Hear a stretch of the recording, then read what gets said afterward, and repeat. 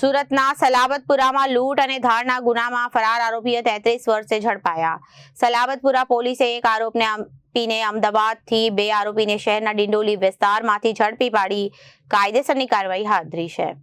સલાબતપુરા પોલીસે એક આરોપીને અમદાવાદથી 2 આરોપીને શહેરના ડિંડોલી વિસ્તારમાંથી ઝડપી પાડ્યા અને વર્ષ 1992માં કોમી રમખાણ વખતે આરોપીએ સલાબતપુરામાં લૂંટ અને ધાડ જેવા ગુના કર્યા હતા.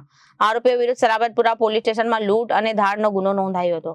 આરોપી વિરુદ્ધ નામદાર કોર્ટ દ્વારા CRPC કલમ 70 મુજબનો વોરંટ પણ ઇસ્યુ કરવામાં આવ્યું હતું. સુરત પોલીસ સુરત સિટીમાં અત્યારે વોન્ટેડ આરોપીની ડ્રાઈવ ચાલી રહી છે. 70 મુજબના જે વોરંટ ઇસ્યુ થયા છે એમને પકડવાની પણ એક ડ્રાઈવ પોલીસ કમિશનર શ્રીએ સુરત સિટી શહેરનાઓએ આપેલી છે. જે દરમિયાન એક્સરસાઇઝ કરતા સલાબતપુરા પોલીસ સ્ટેશનમાં જે 33 વર્ષથી 1992થી જે આરોપી ફરાર છે, જે લૂંટધાડનો આરોપી હતો, જેના વિરુદ્ધમાં 70 મુજબનું પણ વોરંટ નીકળેલું હતું. તાનજી તરસનજી ઠાકોર, જેની ઉંમર 60 વર્ષ છે, જે ચાંદખેડા અમદાવાદ શહેર ખાતે રહે છે. એની ઉંમર સોર્સથી અમને ઇન્ફોર્મેશન મળતા અમે ઇમિડિયેટલી ટીમ રવાના કરી અમદાવાદ અને એને અટક કરેલ છે. નાની મોટી છૂટક મજૂરી કામ જ કરે છે. અને આ સિવાય બીજા 2 આરોપી છે જેના 70 મુજબના વોરંટ નીકળેલા હતા. જયંતિભાઈ ઈશ્વરભાઈ પટેલ, જેની ઉંમર 63 વર્ષ છે અને જે મૂળ મહેસાણાના રહેવાસી છે. દિનેશભાઈ ઈશ્વરભાઈ પટેલ, જેની ઉંમર 66 વર્ષ છે અને એ પણ મહેસાણાના રહેવાસી છે. આ લોકોને પણ 70 મુજબનું વોરંટ હતું અને એક્સરસાઇઝ કરતાં અમને લીડ મળી કે અત્યારે ડિંડોલી વિસ્તારમાં સુરત સિટીમાં જ રહે છે.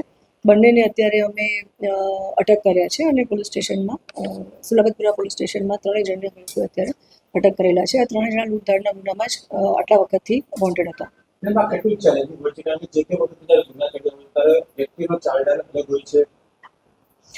જનરલી આટલા વર્ષ જૂના જેટલા પણ આરોપીઓ છે એમનું ફેસ રેકોગ્નાઇઝેશન કરવું એ પણ એક ચેલેન્જીસ પોલીસ માટે રહે છે.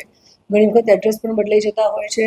એ લોકોનું પ્રોફેશનલ પણ એ લોકો કામ ધંધો પણ બદલી નાખતા હોય છે, શહેર બદલી નાખતા હોય છે. એ લોકોના જે રિલેટિવ્સ છે, રિલેટિવ્સ પણ ઘણી વખત પોલીસ સપોર્ટ નથી કરતા, કારણ કે આટલા વર્ષોથી એ લોકો બહાર ફરતા જ હોય છે અને વોન્ટેડમાં હોય છે. તો અમારા માટે, પોલીસ માટે એ મોટી ચેલેન્જ છે કે આટલા વર્ષો પછી પણ અમે આરોપીને આ રીતે એક્સરસાઇઝ કરી અને મહેનત કરી અને કલાકો આપી અને એના વિશેની એક લીડ મળે છે અને પોલીસની ટીમ મોકલી અને એને અટક કરીએ છીએ. પરંતુ મહેનત કરી તો મહેનતમાં અમને આ ફળદાયી પરિણામ મળ્યું છે.